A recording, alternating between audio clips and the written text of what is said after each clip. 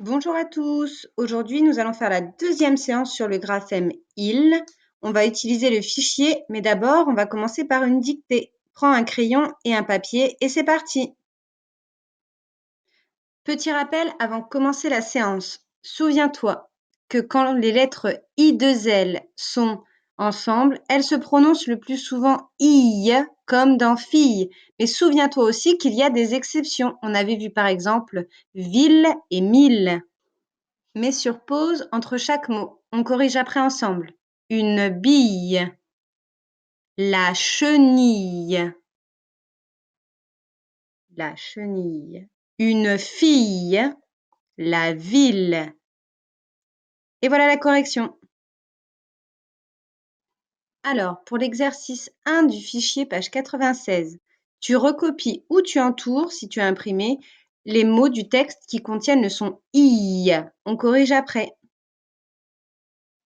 Il y avait 5 mots. Il y avait brille, Camille, myrtille, famille et vanille. Alors, dans cet exercice, aide-toi des dessins, mais aussi des lettres que tu as en dessous pour écrire les mots.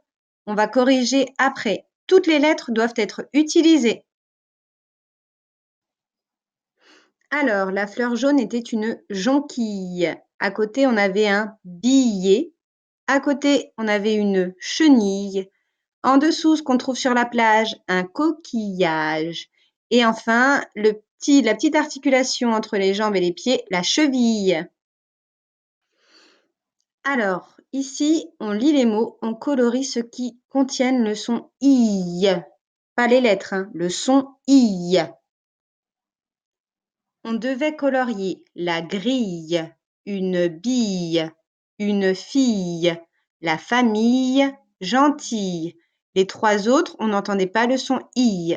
Une ville, mille, tranquille. Ici, ça chante le. Dernier exercice du fichier. Des petites devinettes. Cette fleur jaune pousse au printemps, c'est là. Elle se transforme en papillon, c'est là. Le contraire de méchante, c'est l'articulation entre la jambe et le pied, c'est là. On les a tous vus dans les exercices d'avant. Alors, la fleur jaune, c'était la jonquille. Ce qui se transforme en papillon, c'est la chenille. Contraire de méchante, on est gentille.